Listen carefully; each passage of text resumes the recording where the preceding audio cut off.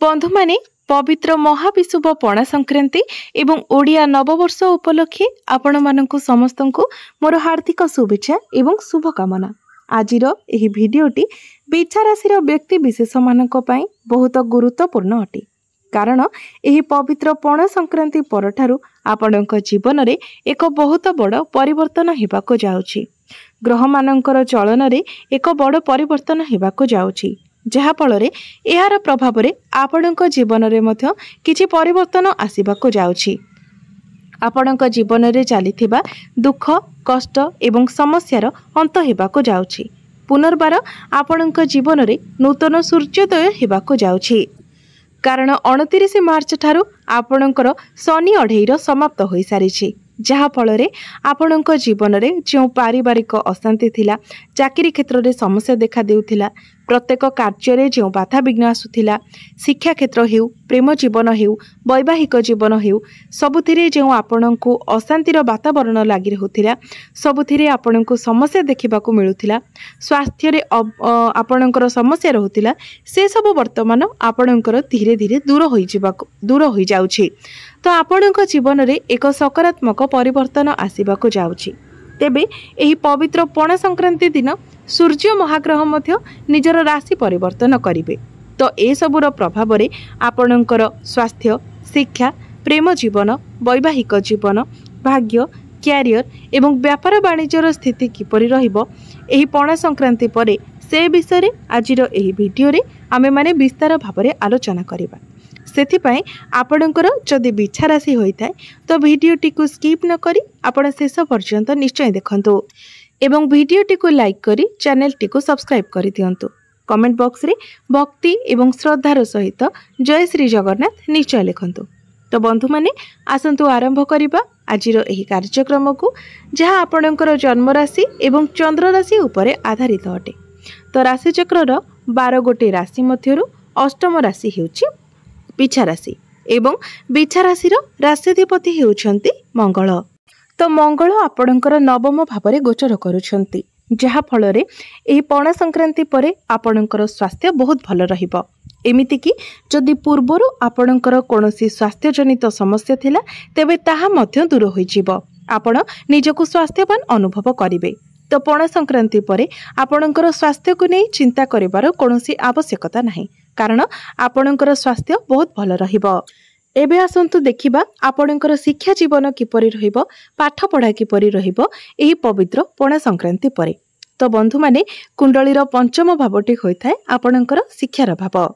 आपणकर पंचम भावर अधिपति हेउछंती देवगुरु बृहस्पति, जे कि आपणकर सप्तम भावरे विराजमान अछंती एवं आपणकर पंचम भावरे 4टी ग्रह विराजमान अछंती, बुध, शुक्र, राहु एवं शनि। तो जेहेतु पंचम भावरे आपणकर श्रापित दोषर निर्माण हेउछि, शनि एवं राहु एकत्र हेबा कारणरू श्रापित दोष बनुछि। तो बेले बेले आपणकर पाठ पढ़ारे मन लागिबो एवं बेले बेले पाठ पढ़ारे आपणकर मन बिल्कुल भी लागिबो नाही।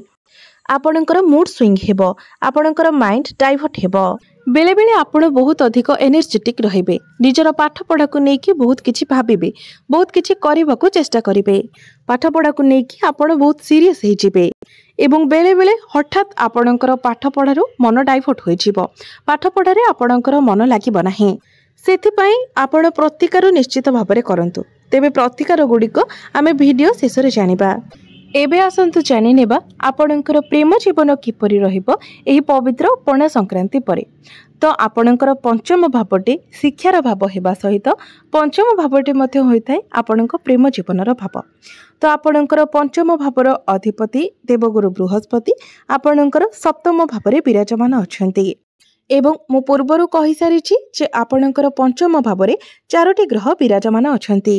तो आपणकर पंचम भावरे 4टी ग्रह रहुथिबा हेतु एहा व्यतीत श्रापित दोषर निर्माण हेउथिबा हेतु आपण जांको सहित रिलेशन अछंती तांकर मन को अनेक प्रकारर चिंताधारा आसीबो, नेगेटिव चिंताधारा आसीबो, से कन्फ्यूज होई जिवे, मन को डाउट्स आसीबो एवं से मध्य तांकर बाणी उपरे नियंत्रण रखि परिबे नाही, जहा फଳରେ आपणकर प्रेम जीवन रे मिसअंडरस्टैंडिंग हेबो, आपणक मध्य रे आर्गुमेंट्स हेबो।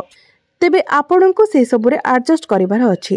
जेहेतु आपणकर पंचम भाव में 4टी ग्रह अच्छा तो यहसबूर प्रभाव में आपण निजर पार्टनर मध्य से भली स्वभाव देखा पाइबे। तेणु आपण जदि एसबू एडजस्ट करनी एसबू को अवॉइड कर दियंती तो ताहा ही आपणकर प्रेम जीवन पाई भल रहिबो। तेबे 18 मई पर्यंत आपण को एसबूरे खाप खइयाबकु पड़िबो कारण 18 मई को राहु जेतेबेले निजर राशि परिवर्तन करिवे सेतेबेले अन्य ग्रह माने मध्य पंचम भावरु चली जाइथिबे तो सेतेबेले आपणकर प्रेम जीवन ठीक ठाक रहिबो। पणा संक्रांति परठारु आपण एथिरे सबु धीरे धीरे सुधार देखिबाकु पाइबे जहाँकि 18 मई भितर ए सबु संपूर्ण रूप से आपणक जीवनरु दूर होई जिवो। एबे आसंतु जानिबा आपणकर वैवाहिक जीवन किपरि रहिबो एही पवित्र पणा संक्रांति परे। तो आपणकर सप्तम भावटी होइथाय वैवाहिक जीवनर भाव एवं सप्तम भावर अधिपति हेउचंती शुक्र। शुक्र आपणकर पंचम भावरे उच्चस्थ अछंती एवं आपणकर सप्तम भावरे गुरु विराजमान अछंती। तो पणा संक्रांति परे आपणकर वैवाहिक जीवन बहुत भल रहिबो। आपण दुई जण मिसी केवाडे बुलाबुली करबाकू जाई पारंती, आपण लॉन्ग ट्रैवल करि पारंती, कोनोसी कथा को नेकी आपण प्लानिंग मध्य करि पारंती, आपणकर फाइनेंशियल ग्रोथ हेबो, आपणकर जीवन साथी तांकर करियर रे किछि परिवर्तन मध्य करि पारंती। तो आपणकर वैवाहिक जीवन रे कोनोसी प्रकार समस्या देखा जाउ नाही। पणा संक्रांति परे आपणकर वैवाहिक जीवन बहुत भल रहिबो। एबे आसंतु जानिबा सबुठारु महत्वपूर्ण विषय वस्तु आपणकर भाग्य करियर एवं व्यापार वाणिज्यर स्थिति किपरि रहिबो एही पवित्र पणा संक्रांति परे। तो बंधु माने कुंडलीर नवम भावटी होइथाय आपणकर भाग्यर भाव। तो आपणकर नवम भावर अधिपति हेउछंती चंद्रमा जे कि प्रति 2 दिन रे निजर राशि परिवर्तन करिथांती।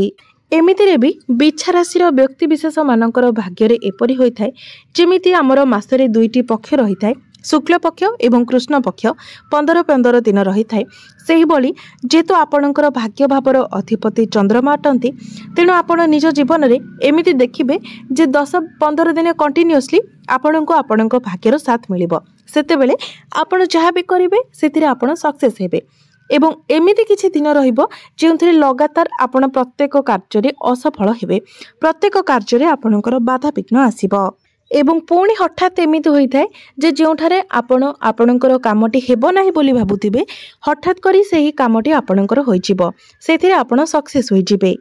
आपण निजे मध्य जानि परिबे नाही जे सेही काम पई आपण कोनोसी चेष्टा करिथिले कि नाही। तेबे पणा संक्रांति परे किंतु आपणकर भाग्य बहुत भल रहुछि। आपण पणा संक्रांति परे जदि कोनोसी बड़ कार्य रे हाथ दियंती किछि इन्वेस्टमेंट करंती कोनोसी जिनिस किणा किणी करंती किंबा आपण जदि कोनोसी डिसिजन नियंती तो प्रत्येक कार्य रे आपण को सफलता मिलिबो। एही पणा संक्रांति परे आपण कोनोसी शुभ मांगलिक कार्य मध्य करि पारिबे। एबे आसंतु जानिबा आपणकर कार्य क्षेत्र किपरि रहिबो एही पणा संक्रांति परे। तो बंधु माने कुंडलीर दशम भावटी होइथाय आपणकर करियर भाव कार्य क्षेत्रर भाव। आपणकर दशम भावर अधिपति हेउछंती सूर्य। तो यही पणा संक्रांति ठारू सूर्य आपणकर षष्ठ भाव में उच्चस्थ होइजिबे। षष्ठ भावटी होइथाय रोग ऋण एवं शत्रुर भाव। यार अर्थ हेउची एही पणा संक्रांति परे आपणकर शत्रु भय दूर होइजिबो। आपणकर शत्रु माने आपणक आगरे परास्त हेबे। जदि आपणक उपरे कोनोसी ऋण करज रहिछि से सब भार मध्य आपणक उपरु ओल्हेजिबो अर्थात आपण सेही सब ऋण करज को सुझिबारे समर्थ हेबे एवं आपणकर स्वास्थ्य जदि खराब थिला तो स्वास्थ्य रे मध्य आपण सुधार देखिबाकू पाइबे। एहा व्यतीत आपण निजर कार्य क्षेत्र रे मध्य सफलता देखिबाकू पाइबे। आपणकू सरकारी क्षेत्ररु लाभ प्राप्ति हेबो। जदि आपण चाकरी पाई प्रस्तुत करूछंती चाकरी पाई आपण चेष्टा करूछंती तो आपणकू चाकरी मिलिबार मध्य बहुत अधिक संभावना रहुछि। सेथिपाई आपण निजर चेष्टा जारी रखंतु एवं आपण जदि चाकरी करूछंती तो चाकरी क्षेत्र रे आपणकर प्रमोशन हेबार जोग बनुछि। चाकरी क्षेत्र रे आपणकू मान सम्मान प्राप्ति हेबो आपणकू अचीवमेंट्स मिलिबो। आपण जदि टार्गेट बेस कोनोसी कार्य करूछंती तो आपणकर टार्गेट कंप्लीट होई जिवो।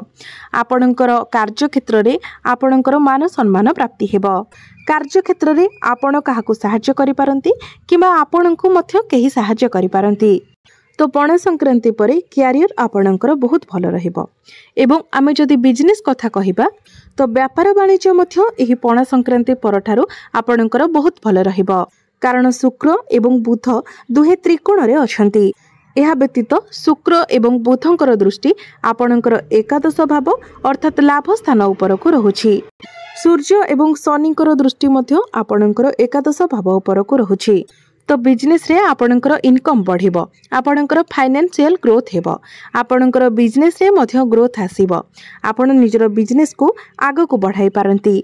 तो बंधु माने एबे आसंतु जानि नेबा किछि प्रतिकार विषय रे, जो प्रतिकार गुड़िक करबा द्वारा आपण को अधिक मात्रा रे शुभ फल प्राप्ति हेबो एवं जहा किछि अशुभत्व रहुछि से सब आपणकर खंडन होई जिवो।